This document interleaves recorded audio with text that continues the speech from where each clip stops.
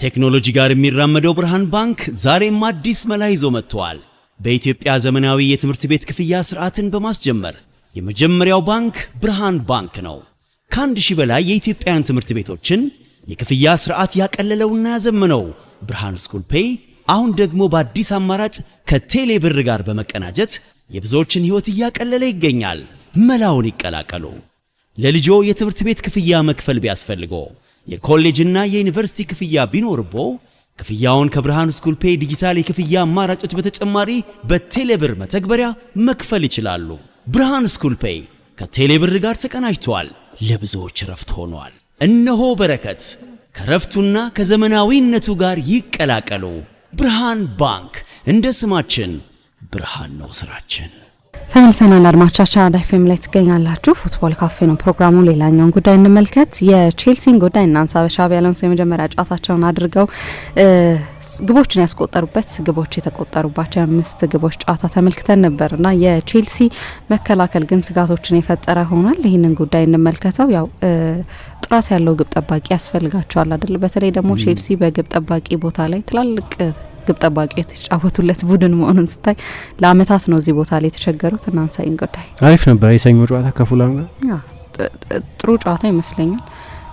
ግን ጥሩ ጨዋታ እንዲሆን ጠብቄ ነበር። ያው ሻቢ አሎንሶ እንደዚህ አይነት ጨዋታ እንደሚጫወት ኤክስፔክት አድርጌ ነበር። ግን ያሰጋል አይደል? እንደ ቼልሲ ደጋፊ ሆነክ የምታየው ከሆነ ደግሞ በጣም ከባድ ይመስለኛል። ወደ ጎል የሚሄደው ሁሉ የሚገባባቸው ይመስል ነበር። ልክ ነው። የሻቢ አሎንሶ የመጀመሪያ ፉክክር ጨዋታ ነበር በቀደም ሰኞ ዕለት እና የለንደን ደርቢ ነው ከፉላም ጋርና ከጓደኛው ጋር ከአልቫሮ አርቤሎ ቡድን ጋር ነው ጨዋታው የተደረገው። በ32 ሰከንድ ውስጥ ነው ጎሉን ያስቆጠረው። የቼልሲ ማጥቃት ተመልካችን ኤክሳይት ማድረግ የጀመረው ገና በሻቢ አሎንሶ የቼልሲ አሰልጣኝነት በ32 ሰከንድ ውስጥ ነው ማለት ነው። ከዛ ትንሽ ቆይቶ ደግሞ ሮበርት ሳንቼዝ የሚያደርገውን ነገር አደረገ። በብዙ ሌሎች አጋጣሚዎች እንዳየነው ማለት ነው። እና ሁለቱ አክሽኖች ጆሽ ኪንግ ለቼልሲ ለፉልሃም ያቻነት ጎል ያስቆጠረበት ግን ጨዋታው እንደተጀመረ ደግሞ ጆአው ፔድሮ ካስደናቂው የኮል ፓልመር አሲስት በኋላ ጎል ያስቆጠረበት ጥሩ ያብራሩታል። ቼልሲ ብዙ ጎሎች ማስቆጠር ይችላል፣ ግን በዛው መጠን ደግሞ ብዙ ጎሎች ሊቆጠሩበት ይችላሉ። አሁን ምን አይነት ተስፋ ይሰጥሻል? ለቼልሲ ወገን ሆነሽ ነገሩን ካየሹ እንደምታውቂው በፕሪሚየር ሊግ ብዙ ትራንዚሽን አለ። ሊቨርፑል ትራንዚሽን ውስጥ ነው። ካርነ ስሎት እንደገና ወደ ሌላ አሰልጣኝ በ3-4 አመት ውስጥ ሶስተኛ አሰልጣኝ ማለት ነው። እና የኒውካስሉን ጨዋታ እንደ መደምደሚያ እንደ አንድ ጨዋታ ነው። ስለዚህ አንድ ጨዋታ ነው፣ በአንድ ጨዋታ እንደቱ ነው መታየት ያለበት። ግን ከዚህ አንድ ጨዋታ በፊት ስለ ሊቨርፑል ባለፈው የውድድር ዘመን የተገነዘብናቸው ስለዚህኛው የሊቨርፑል ቨርዥን የተገነዘብናቸው ነገሮች አሉ። እዛ ጨዋታ ላይ ያየናቸው አንዳንዶቹ ከአሰልጣኙ ሴታፕ ጋር፣ አንዳንዶቹ ከተጫዋቾቹ ካራክተሪስቲክስ ጋር ከተጫዋቾቹ የጨዋታ ባህሪ የሚመነጩ ምናልባት በቀላሉ ላይ ቀረፉ የሚችሉ አንዳንድ ችግሮች አሉ። ለዋንጫ የደረሰ ቡድን ማያስመስሉት ትራንዚሽን ላይ ነው ያለው። ማንቸስተር ሲቲ የበለጠ ትራንዚሽን ላይ ነው ያለው። ኃይለኛ ሱፐር ማርኬት ነው ማንቸስተር ሲቲ። እንደምታየው በጣም በርካታ ተጫዋቾች እየለቀቁ ነው። የዝውውር ጊዜው ከማብቃቱ በፊት ተጫዋቾች ያመጣል። ከዛ ደግሞ ድህረ ጓርዲዮላ፣ ድህረ ሮድሪ፣ ድህረ ቤርናርዶ ሲልቫ፣ ድህረ ብዙ ተጫዋቾች ሲዝን ነው ይሄኛው። ስለዚህ እንግዲህ ባለፉት ጥቂት አመታት ለዋንጫ ሲፎካከሩ የቆዩት ሁለቱ ቡድኖች እነዚህ ናቸው። አሁን የወቅቱ ሻምፒዮን አርሰናል ነው። ስለዚህ አርሰናልን የሚፎካከር ቡድንን በተመለከተ ግልጽ እጩ የለም፣ ቫኪዩም አለ። ያንን ቫኪዩም መምላት የሚችል ማጥቃት አለው ቼልሲ። ያንን አሳይቷል እዛ ጨዋታ ላይ። ያው መቼስ ቼልሲ በተለያዩ ሲዝኖች ባለፈው የውድድር ዘመንም በተለይ የሆኑ ሰሞኖች ላይ በማሬስካ አሰልጣኝነት ስር ምንድነው እነሱ ሪል ዲል የመሰለባቸው ጊዜያት ነበሩ። ባርሴሎናን 3-0 ሲያሸንፍ ከአርሰናል ጋር 60 ደቂቃ ተጫውቶ 1-1 በጣም ከሚደንቅ ፐርፎርማንስ ጋር ሲለያይ፣ ግን ሁልጊዜም ባለፉት አመታት እንዲህ አይነት ሶፕ ኦፔራ ያጋጥመዋል። ለዋንጫ የሚፎካከር ቡድን ኢምፕሬሽን ይሰጠናል የሆነ ጊዜ። አሁን ግን በተለይ ማጥቃቱን ስታይ ሮበርት ጣልቃ ካልገባ በስተቀር ሮበርት ሳንቼዝ እና እንደ ስታቶች ካልሰራ ማጥቃቱ አይ ቲንክ በፕሪሚየር ሊግም ይሁን በአውሮፓ ካስፈሪ ማጥቃቶች መካከል አንደኛው ነው። ለቀደም ጨዋታውን የጀመሩትን 3 ተጫዋቾች ስታይ ሞርጋን ሮጀርስ አዲስ ፈራሚያቸው ነው። እንዲያውም ቼልሲ ጎድለው የነበረ አይነት ተጫዋች ነው። በግራ በኩል ለአመታት ከሀዛርድ መልቀቅ በኋላ ሁነኛ ተጫዋች አላገኙም። ፓልመር የ2024-25 ቨርዥኑ ነው ያየ ነው በቀደም። ያለፈውን የውድድር ዘመን አይደለም ያየ ነው። ያለፈው የውድድር ዘመን በጣም አስቸጋሪ የውድድር ዘመን ነበር፣ ከሱ ቁጥጥር ውጪ በአብዛኛው ከሱ ቁጥጥር ውጪ በሆኑ ምክንያቶች። ዣኦ ፔድሮ ከፕሪሚየር ሊግም በአውሮፓ እግር ኳስ እየተጫወቱ ካሉ በጣም አሪፍ አጥቂዎች አንደኛው ነው አሁን ባለው ፎርም። የባርሰሎና ሌላ ፍላጎት የነበረው እሱን መውሰድ። ቼልሲ ግን አንድ አመት ከቆየ በኋላ እስከ 2033 ነው እስከ 2034 ኳስ ፈረሙት አዲስ ኮንትራት የዘላለም ውል ሰጥተውታል። ግን ፐርፎርማንሱ ጥሩ ስለነበር ነው ሪዋርድ ያደረጉት። በጣም ረጅም ኮንትራት ሊሆን ይችላል። በጣም ጥሩ ተጫዋች ነው ዣኦ ፔድሮ። እንዳልኩት ከአውሮፓ ምርጥ አጥቂዎች መካከል አንደኛው ነው። የዓለም ዋንጫ ላይ ያለመሄዱን ግራ የሚያጋባ ያደረገው እሱ ነው። በጣም ግሩም ሲዝን ነበር ባለፈው የውድድር ዘመን። አሁን ደግሞ ሲዝኑ ሲጀመርም ለቼልሲ ጠቃሚ ነው የዓለም ዋንጫ ላይ ያለመሄዱ። በነገራችን ላይ ከቼልሲ አንጻር ካየ ነው ተጫዋቹ የዓለም ዋንጫ የመጫወት ህልም አለው እንደ የትኛውም እግር ኳስ ተጫዋች፣ ግን አርፎ ነው የመጣው። በዓለም ዋንጫ ምክንያት ዝሎ አይደለም የመጣው። ስለዚህ ያንን ፍሬሽነስ ታይዋለሽ። ፓልመር የዓለም ዋንጫ አልሄደም። ለተጫዋቹ እንዳስከፋው ግልጽ ነው። ለቼልሲ ግን ጠቃሚ ነው። በጣም የተዋጣለት ፕሪሲዝን አሳልፎ ነው የመጣው እና እንደ ፍሬሽ ተጫዋቾች ከመጀመሪያው ጀምሮ ለመጋለብ እንደተዘጋጁ ሆኖ ነው የጀመሩት። ለተጫዋቾቹ ዲስአፖይንትመንት አሳዛኝ ቢሆንም ለክለቡ ግን ጥሩ ነው። በተለይ ባለፈው የውድድር ዘመን ፊትነስ ወለድ በሆነ የፎርም ችግር ብንለው ይሻላል፣ ጉዳት ወለድ በሆነ የወቅታዊ ብቃት ችግር ነው ሲቸገር የነበር እንጂ ችሎታውን ተጠራጥረ ነው አናቅም፣ ወይም ተጠራጥሬው አላቅም። ምሳም እንደዛ ግሩም ተጫዋች መሆኑ ሁልጊዜ ግልጽ ነው። በመጀመሪያው ሲዝን አሳይቷል ይሄ እና ይጎድላቸው የነበረ አንድ ቦታ የግራ ክንፍ በኩል አስተማማኝ ተጫዋች ለረጅም ጊዜ በቅርብ ዓመታት እንኳን ጋርናቾን አምጥተዋል። ጄደን ሳንቾ ለጥቂት ጊዜ ተጫውተዋል። ሚካኤሎ ሙድሪክ በውድ ገንዘብ መጥቶ ተሞክሯል። ራሂም ስተርሊንግ እዛ ቦታ ላይ ተጫውቷል። ጄሚ ባይኖይ ጊተንስ ፈርሟል። ፔድሮ ኔቶ እዛ ቦታ ላይ ተሞክሯል። በርካታ ተጫዋቾች ቼልሲ በቅርብ ዓመታት እዛ ቦታ ላይ ሆነ። ሌላው ቀርቶ እንደ ኤንዞ ፈርናንዴዝ አይነቱን ተጫዋች፣ እንደ ማቴዮ ኮቫቺች አይነቱን ተጫዋች፣ እንደ ማርክ ኩኩሬ አይነቱን ፉል ባክ ሳይቀር አንጄዜ ዴሪ የሚባልም ወጣት ተጫዋች ብዙ ተጫዋች የሞከረው ቼልሲ ያ ቦታ በማጥቃት ውስጥ ይጎድል የነበረ ሚሲንግ ጂግሳው ሚሲንግ ፒስ ኦፍ ጂግሳው የጎደለ ያቺን ፐዝል የሚገጥም አንድ ሁነኛ የግራ ተጫዋች ነበር። የግራ ክንፍ ተጫዋች አይደለም ይሄ፣ ግን ግራ ላይ መጫወት ይችላል። በቀደም የግራ ስር ቁጥር ሆኖ የተጫወተው ምክንያቱም ሁለቱ ዊንግ ባኮች ነበር። ሁለቱ ዊንግ ባኮች በግራ በኩል ጆሬል ሃቶ፣ በቀኝ በኩል ማሎ ጉስቶ ነው የነበሩት እና እዛ ጨዋታ ላይ ሁለቱንም የማጥቃት አስተዋጽኦ በቁጥሮች ልትለኪው፣ በማጥቃት አውትፑት ልትለኪው ብትሞክሪ ምናልባት በጣም የተዋጣለት ላይሆን ይችላል። ነገር ግን ሜካኒክሱ እንዲሰራ ሮጀርስ እና ፓልመር ሁለቱ የቀኝና የግራ ስር ቁጥር ሆነው የተጫወቱ ተጫዋቾች ወደ መሀል እንዲመጡ፣ ወደ ጥልቅ እንዲሳቡ ወይም ሁለቱንም እንዲያደርጉ የግድ የቼልሲ የስፋት የሜዳ ስፋት ተጫዋቾች የዊድዝ ተጫዋቾች እንዳይሆኑ ነጻነት የሚሰጡ አትሌቶች ናቸው። የማጥቃት ቁጥራቸው ምናልባት በሌቨርኩሰን በነበረበት ጊዜ እንደ አሌሃንድሮ ግሪማልዶ ወይም እንደ ፍሪምፖንግ ዛ በነበረበት ጊዜ ልክ እንደዛ አይነት የማጥቃት አውትፑት ምናልባትም ላይኖራቸው ይችላል። ሁለቱ ፉል ባኮች ናቸው ሲጀመር። ሀቶ እንዲያውም የመሀል ተከላካይ ሆኖ መጫወት የሚችል ግን ስትራቴጂካዊ ጥቅም ግን አላቸው። እነዚህ ዋናዎቹ ፈጣሪ ተጫዋቾች እንደ ልብ ፍሎት እንዲያደርጉ እድል ይሰጧቸዋል። ደግሞ ዣኦ ፔድሮም ቢሆን ደንበኛ የሳጥን 9 አይደለም። እሱ ራሱ 3 ፍጹም ነጻነት ሲኖራቸው በጣም አደገኛ የሚሆኑ እሱም ሀሰተኛ 9 ቁጥር ነው። ፍሬሙ ቁመቱ መርዘም ምናምን ምክንያት ታርጌት ማን ይመስላል እንጂ በጣም ኢንተሊጀንት ሀሰተኛ 9 ቁጥር በጣም ጥሩ የሊንክ ተጫዋች ነው። ጨዋታ የሚገነዘብ ነው። 10 ቁጥር ሆኖ መጫወት ይችላል። ከሌሎች እንደ ፓልመርና ሮጀርስ ካሉ ተጫዋቾች ጋር ቴክኒካዊ መግባባት መፍጠር ይችላልና ያ እንዲሆን ግን በቀኝና በግራ በኩል ያሉት ሁለቱ ዊንግ ባኮች ያንን ዊድዝ መስጠት አለባቸው። በእነዚህ ተጫዋቾች ባልተገደበ ነጻነት እንዲንቀሳቀሱ ማለት ነው። ያን በደንብ አይተናል። አንድ ጨዋታ ቢሆንም ግን አንድ ጨዋታ ሳይደረግ በፊት ስማቸውን ብቻ በማየት ስም ባይጫወትም ግን ስማቸውን ብቻ በማየት ቼልሲ በእንግሊዝም በአውሮፓም ካሉ ምርጥ የማጥቃት መስመሮች መካከል የአንዱ ባለቤት እንደሆነ ግልጽ ነው። ከነ ኦፕሽኖቹ ከነ ተጠባባቂዎቹ ጭምር ማለት ነው። አሁን በቀደም ለምሳሌ ያላየነውን ሰው ያላስተዋለውን ግን በሩበን አሞሪም ስፖርቲንግ ሊዝበን በጣም አስደናቂ የነበረው ከአመት በፊት ያስፈረሙትን ጂዮቫኒ ኬንደን ተቀይሮ ገብቶ ጥቂት አየ ነው። ቢያንስ ስፒዱን ማየት ይቻላል። ፔድሮ ኔቶን የመሰለ ጥሩ ተጫዋች ተጠባባቂ ወንበር ላይ የቤንች ኦፕሽን ነው የነበረው። ልምድ ያላቸው እንደ ዳኒ ዌልቤክ አይነት ተጫዋቾች በጣም ብዙ አማራጭ ነው ያለው ቼልሲ። ማጥቃቱ ኤክሳይቲንግ ነው። ከዛ ደግሞ በዝውውር አንዳንድ ነገሮች ማስተካከል መጀመራቸውን የሚያሳይ ሌላ ተጫዋችም ማየን ማግዘንስ ለክሯ በዚህ የሻቢ አሎንሶ በዚሁ መንገድ የሚቀጥል ከሆነ በ3-4-2 3-4-3 የሚጫወት ከሆነ በሌቨርኩሰን እንዳየነው ኤድሞንድ ታፕሶባ፣ ፒየሮ ኢንካፒዬ፣ ኦዶሊዮን ኮሶሞ አይነት የቡድኑ የመሀል ተከላካዮች የአንደርላፒንግ ሩጫዎች ያደርጋሉ። አሁን ያቺን አሲስት ለሮጀርስ የሰጠው እሱ ነው አይደለም። ማግዘንስ ለክሯ በመከላከል ብቻ አይደለም ድንቅ የነበረው ይህንን የመሀል ለመሀል ሩጫም ማድረግ ይችላል። ምክንያቱም በወረቀት ደረጃ ስታይ 6ቱ የቼልሲ ተጫዋቾች የመከላከል ተጫዋቾች ናቸው። 7ቱ እንዲያውም ከ3ቱ ከፊት ካሉ ተጫዋቾች በስተቀር 5ቱ ተከላካዮች ናቸው ሲጀምር።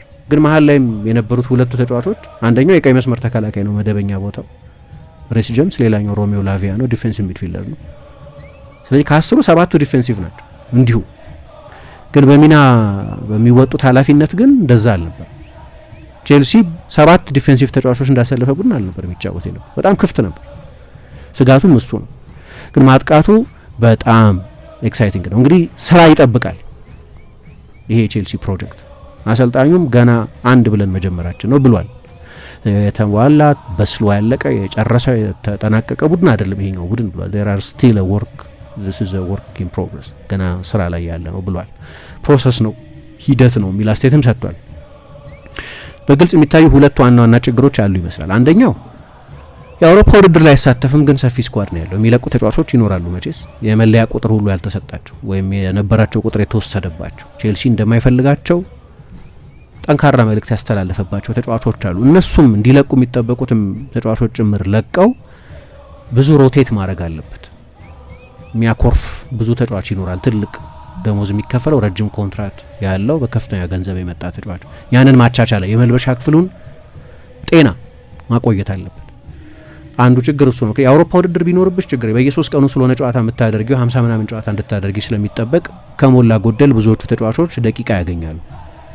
ደቂቃ ያላገኘ መሰለፍ ዕድል ያላገኘ ተጫዋች ግን ያው መልበሻ ክፍሉን ለመምድ ሜዳውን አየር ድባብ ሊረብሽ ይችላል። ስለዚህ አሰልጣኙ ኮንቲኒቲን ሳያዛባ ግን ደግሞ ተጫዋቾች በፕሮጀክት ውስጥ ስፍራ እንዳላቸው በሚያሳይ ሁኔታ ሮቴት ማድረግ አለበት። አንድ ቻሌንጅ ነው የአውሮፓ ውድድር በሌለበት ጊዜ እና ኤፍኤ ካፕ የሚጀምረው ገና ጃንዋሪ ነው። ስለዚህ እስከ ጃንዋሪ ድረስ ከሞላ ጎደል በአብዛኛው ከተወሰኑ የሊግ ካፕ ጨዋታዎች በስተቀር በሳምንት አንድ ጨዋታ ብቻ ነው የሚያደርገው እና አንዱ በተለይ እንደዚህ ሰፊ ስኳድ ላለው ቡድን አሰልጣኝ አስቸጋሪው ነገር እሱ ነው። ሁለተኛው ምንም አንድና ሁለት የሌለው ብዙ ነገሮችን ሲያርሙ እያየናቸው ለምሳሌ ጥሩ እድሜ ላይ ያሉ 26 ዓመት የፒክ እድሜ መጀመሪያ ይባላል ለክሯ 28 ዓመት ነው በቀደም ተቀይሮ ገብቶ ያየነው የግራ መስመር ዊንግ ባክም ፉል ባክም ሆኖ መጫወት የሚችለው ፔፕ ሸቫሪያ። ከዛ ደግሞ በደንብ ልምድ ያላቸው ለቡድኑ በተለይ በመልበሻ ክፍል ውስጥ በልምምድ ሜዳ ባለፉት ዓመታት ይታይበት የነበረው ልምድ አጠርነት መድፈን የሚችሉ እንደ ዌልቤክ እና ሄንደርሰን አይነት ተጫዋቾች አምጥቷል። እነዚህ ሁሉ ባለፉት ዓመታት ያላደረጓቸው ነገሮች ናቸው። በዚሁ ልክ ግን በአንገብጋቢ ሁኔታ የግብ ጠባቂ ችግር አለበት ቡድኑ። ለማንም ሰው በግልጽ የሚታይ ለማንም ሰው ምንም አልገረመኝም ነው 2 ጎሎች ይቆጠሩበት ሮበርት ሳንቼዝ ላይ። ምክንያቱም ብዙ ጊዜ አይቼዋለሁ ይሄንን ፊልም ብዙ ጊዜ ማንም ሰው የሚገረም አይመስለኝም። የሆነ ጊዜ የፖርቶ ግብ ጠባቂ ዲዮጎ ኮስታ ሲባል ነበር። የፖርቱጋል ብሔራዊ ቡድን የመጀመሪያ ተመራጭ ግብ ጠባቂ ነው። ሌሎችም ግብ ጠባቂዎች እንዲያውም በቀደም እርግጠኛ አይደሉም ጋሪ ኔቭል ይሁን ጄሚ ካራገር እንደ ኤሚሊያኖ ማርቲኔዝ ቢመጣ ይሻላል እንቃ ቢያንስ ትልቅ ልምድ ያለው ግብ ጠባቂ ካልሆነ ደግሞ ብዛው በጣም ረጅም የሆነው ግዙፍ በስትራስቡርግ ጥሩ ሲዝን ያሳለፈው ማይክ ፔንደርስ የሚባለውን ግብ ጠባቂ መሞከር ይቻል ይሆናል። ሳንቼዝ ግን ያው ዋንጫ ለሚወስድ ቡድን የሚሆን ግብ ጠባቂ አይደለም። ዋንጫ የወሰዱትን ቡድኖች በሙሉ እነዛም ታላላቅ የማንቸስተር ዩናይትድ ቡድኖች፣ የቼልሲ ቡድኖች፣ የአርሰናል ቡድኖች፣ የማንቸስተር ሲቲ ቡድኖች፣ የሊቨርፑል ቡድኖች ሁሉ ሰዳሰብ ያለ ኤሊት ግብ ጠባቂ ዋንጫ ያሸነፉ ቡድን እኔ አላስታውስም። ሁሉም ቶፕ ክላስ ግብ ጠባቂ ያላቸው እያንዳንዱ የፈርጉሰን የፕሪሚየር ሊግ ድል 13ቱም ድሎች ያለ ትልቅ ግብ ጠባቂ ምናልባት የ2003 ካልሆነ በስተቀር የ2003ቱም ግን በግብ ጠባቂ በቃ ማንቸስተር ዩናይትድ ውስጥ አልተሳካለትም። ግን ፋቢየን ባርቴዝ ነው ግብ ጠባቂያቸው። ፋቢየን ባርቴዝ ዩናይትድ ውስጥ ፌል አድርጓል። ኦኬ ግን ከፈረንሳይ ብሔራዊ ቡድን ጋር የአውሮፓ ዋንጫ ዓለም ዋንጫ ያሸነፈ፣ ከሞናኮ ጋር ሊጋ ያሸነፈ፣ ከሞናኮ ጋር ቻምፒየንስ ሊግ ፋይናል የተጫወተ ትልቅ ፕሮፋይል ያለው ግብ ጠባቂ ነው። በቀደም ዚዳን የግብ ጠባቂዎች አሰልጣኝ አድርጎ ሾሞታል። ምናልባት ከፈርጉሰን ቡድኖች ያቺኛዋን ሲዝን ብቻ ነው ያለ ኤሊት ግብ ጠባቂ ያሸነፉ ምል እንጂ ሽማይክል፣ ቫንደርሳር እና ዳቪድ ደህያ ናቸው የፕሪሚየር ሊግ አሸናፊ ግብ ጠባቂዎቻቸው። ቼልሲ ውስጥም ፔተር ቼክ እና በኋላ ቲቦ ኮርቶ፣ በአርሰናል ውስጥም ዴቪድ ሲመን፣ የንስ ሌመን። ያለ ትልቅ ግብ ጠባቂ ማሸነፋት ሲም ያለ ሁነኛ መከላከልም እንደዚሁ። በእርግጥ አሁን ለቼልሲ ባለፈው 10 ዓመት ያው አሁን እስከ ግንቦት ድረስ ያለውን እንየውና ለ9 ዓመት ቶፕ ውስጥ አልጨረሰም ቼልሲን የሚያክል ትልቅ ክለብ። ከ2017 በኋላ አንደኛ ሁለተኛ ሆኖ ጨርሶ ያውቃል። በመጨረሻ ያንን ማድረግ የሚችል ማጥቃት አለው፣ ግን የሚያሳስቡ የመከላከል ድክመቶች ደግሞ ነበሩበት። አሁን በቀደም እንደው ግብ ጠባቂው ጎሎቹ ሲቆጠሩ በነበረው ሚና ምክንያት በኋላ እኮ እንደው ቀኝ እግር ሆነበት እንጂ አንቶኒ ሮቢንሰን እኮ ሌላ ጎል ያስቆጥር ነበር ወጥቶ። ግብ ጠባቂው ሁለተኛው ጎል ሲቆጠርም የተፋበት ቦታ ልክ አይደለም። ጎንዛሎ ጋርሲያ ያስቆጠረው ጎል የመጀመሪያው ጎል ፖዚሽኒንግም ልክ አይደለም። ከዛ አንግል ነው ጎል የተቆጠረበት። ጠንካራ ምት ቢሆንም ግን መቼስ የፕሪሚየር ሊግ ግብ ጠባቂ እንዲያድነው እንጠብቃለን። ያንን ኳስ ሌላም ጎል ሊቆጠር ይችል ነበር። አሁን ይሄ ሳንቼዝን የሚመለከቱ ናቸው። ግን በጠቅላላው የቼልሲ መከላከል ደግሞ መመሳ ቅድም እንደተከሱ የሄደው ኳስ ሁሉ የሚቆጠርበት ይመስል ነበር። አንዳንዶቹ እንደ ካይሴዶ አይነቱን ተጫዋች በጉዳት አልተሰለፈም። ምናልባት የሊጉ ምርጥ ኳስ ነጣቂ ተጫዋች ነው። ስለዚህ የእሱ መመለስ የሚያሻሽላቸው ነገሮች አሉ በግልጽ። ኤንዞ ፈርናንዴዝ ጣፈንታው አለየም፣ ግን የሚቆይ ከሆነ የቼልሲን ኮንትሮል ያሻሽለዋል። የበለጠ የቡድኑ ቴክኒካል አማካይ እሱ ነው። የእነሱ አለመኖርን እገነዘባለሁ። በእነዚህ ተጫዋቾች አለመኖር ምክንያት የተፈጠሩ አንዳንድ ችግሮች ነበሩ። ግን የቼልሲ መከላከል ደግሞ አመታትን የኖረ እነዚሁ ተጫዋቾች በነበሩበትም ጊዜ ይታይ የነበረ ስለሆነ የበለጠ ስትራክቸራል መፍትሄ ይፈልጋል። ምክንያቱም ፉልሃም እዛ ጨዋታ ላይ ቢያንስ አቻ ለመውጣት የሚያስችል በቂ የጎል እድል ፈጥሯል። በቂ የጎል እድሎች ፈጥሯል በጨዋታው ላይ። የቼልሲ ማጥቃት የመሩትን ተጫዋቾች ማቆም እንኳ ቢያስቸግረው ግን በቂ ማጥቃት ግን ነበረው። ፉልሃም በቂ የጎል እድሎች ፈጥሯል። እንዳነሳሁት ሁለት ገጽ ያለው ነው። ለምሳሌ ፉልሃም ከቼልሲ በሁለት ያነሰ ሙከራ ከቼልሲ እኩል ኦን ታርጌት ነው ዛ ጨዋታ ላይ የነበረው። ከግብ ጠባቂው የሚጀምር ቢሆንም ጠቅላላ የመከላከል አጫወት ችግር አለበት። ደግሞ አሁን የአሎንሶ ታክቲክም ምናልባት ሳንቼዝን የበለጠ የሚያጋልጥ ሳይሆን አይቀርም። ታስታውሺ እንደሆነ ጓርዲዮላ በውሳኔ ማለት እግር ኳስ ወደ እንደዚህ አይነት አዝማሚያ እየሄደ ነው ብሎ ስለተረዳ ወይም እንደዚህ አይነት እምነት ስለነበረው ትራንዚሽናል እየሆነ ነው ብሎ ስላመነ ለፖሴሽን የሚሆን ግብ ጠባቂ ሳይሆን ብዙ ሙከራ እንደሚደረግበት በማመን የበለጠ ሙከራ ማዳን የሚችል ግብ ጠባቂ አመጣ። ዶናሩማ ትክክል ነው አይደለም ሌላ ክርክር ሆኖ፣ ግን እንደዚህ አይነት አዳፕቴሽን ነበር። ትራንዚሽናል ስለሆነ የተጋጣሚ ቡድን በሽግግር ብዙ እድል እንደሚያገኝ ስላወቀ ብዙ ሙከራዎች እንደሚያደርግም ስላወቀ ሙከራ ማዳን የሚችል ግብ ጠባቂ አመጣ። አሁን የአሎንሶ አጫወት ምናልባት የበለጠ ሳንቼዝን ኤክስፖዝ የሚያጋልጥ ሊሆን ይችላል። ምክንያቱም ኤንዞ ማሬስካ በሲቲ አሁን ሙከራዎቹ ላይ እንደምናየው የበለጠ ፖሴሽን ተኮር እግር ኳስ ነበር ይጫወት ነበር። የአሎንሶ ደግሞ አንድ ጨዋታ ቢሆንም የበለጠ በሽግግር መጫወት የሚፈልግ ይመስላል። የበለጠ በትራንዚሽን መጫወት የሚፈልግ ይመስላል። ለዛ ነው ፉልሃም የበለጠ ፖሴሽን የነበረው። ለዛ ነው ጨዋታው የቅርጫት ኳስ መልክ የነበረው፣ ማያቋረጥ ትራንዚሽን የነበረው። እንደዛ ከሆነ ደግሞ ትጋለጫች። ግብ ጠባቂው የላቀ ሙከራ የሚያድን ግብ ጠባቂ እስካልሆነ ድረስ ችግር ይሆናል። ለዚህ ነው እንግዲህ ገና ቢሆንም ማይክ ፔንደርስ ወይ እሱ መሰለፍ አለበት እንዲባል ያደረገው እና የኤንዞ አይነቱ ተጫዋች መቆየትም አስፈላጊ ነው። ሌቨርኩሰን ኮንትሮለር ነበረው። ግራኒ ዣካ እንደዚህ አይነት ተጫዋች ነው። አጠገቡ ሰራተኛ አማካይ ነበር። ስኩዌል ፓላሲዮስ በጣም ጠንካራ የመከላከል ሪከርድ ነበረው እዛ በነበረበት ጊዜ። ኤንዞ ያንን ማድረግ ይችላል። አሁን እንደ ድሮ ሳጥን ውስጥ የዘገዩ ሩጫዎችን ማድረግ ላያስፈልገው ይችላል ሞርጋን ሮጀርስ ያንን ስለሚያደርግ። ነገር ግን ፖዚሽናሊ ግን አስፈላጊ ተጫዋች ነው። በቀደም ተቀይሮ ከገባ በኋላ ኳስ በነካ ቁጥር ቢጮህበትም ግን ከ21 ፓሶች 19 በትክክል ለተፈለገው ሰው ደርሰዋል። ጨዋታ መቆጣጠር የሚችል ተጫዋች ነው። ካይሴዶ ደግሞ የበለጠ ትራንዚሽን መከላከል ይችላል። ግን እነዚህም ተጫዋቾች እያሉ ይሄ ችግር ነበር። ከፊት ያለው ግን እንዳነሳሁት በተለይ ለሁለቱ ተጫዋቾች በሰጠው ነጻነት ምክንያት አሁን መጀመሪያ አካባቢ ሞርጋን ሮጀርስ ሲፈርም እንግዲህ የትኛውን ማመን እንደምንችል አላቅም። አንዳንድ ጊዜ ከዝውውሮች በኋላ ድህረ ዝውውር የሚወጡ ታሪኮች አሉ እና አንደኛው ለምሳሌ አርሰናል የሚተጫዋቹ የሚፈልገው ነበር፣ ግን የበለጠ ቼልሲን እንዲመርጥ አደረጉት ተብለው ከተጠቀሱት ምክንያቶች መካከል አንደኛው አርሰናል ኤክስክሉሲቭሊ የግራ ክንፍ ተጫዋች አይደል፣ የግራ ክንፍ ተጫዋች ነው የምትሆነው ነው ያሉት። በቼልሲ በኩል ግን የበለጠ ነጻነት ያለህ ተጫዋች ትሆናለህ ነው የተባለው እና አክሮስ ዘ ፍሮንት ላይን ከፊት ያሉትን የተለያዩ ቦታዎች ይዘህ ልትጫወት ትችላለህ ነው ያሉት። ያንን ነጻነት ፈልጎት ነው የመጣው እና ያንን ነጻነት እዛ ጨዋታ ላይ አግኝቶታል። እንደፈለገ ይንቀሳቀስ እንደፈለገ ይዋል ነበር። 5 የጎል እድሎች ፈጥሯል። የመጀመሪያ ጨዋታው ላደረገ ተጫዋች በጣም ከፍተኛ ቁጥር ነው። ጎል አስቆጥሯል እንዳነሳሁት። ፓልመር በተለይ ደግሞ 9 ጊዜ ነው የተጋጣሚው ፍጹም ቅጣት ምት ሳጥን ውስጥ ኳስ የነካው። አሲስት አድርጓል፣ ጎል ሰጥቷል። ለ9ኛ ጊዜ ነው። 8ቱ በመጀመሪያው ሲዝን ያደረጋቸው። ያለፈው የውድድር ዘመን ላይ አንድም ጨዋታ ላይ በተመሳሳይ ጨዋታ አሲስትም ጎልም አልሰጠም ነበር።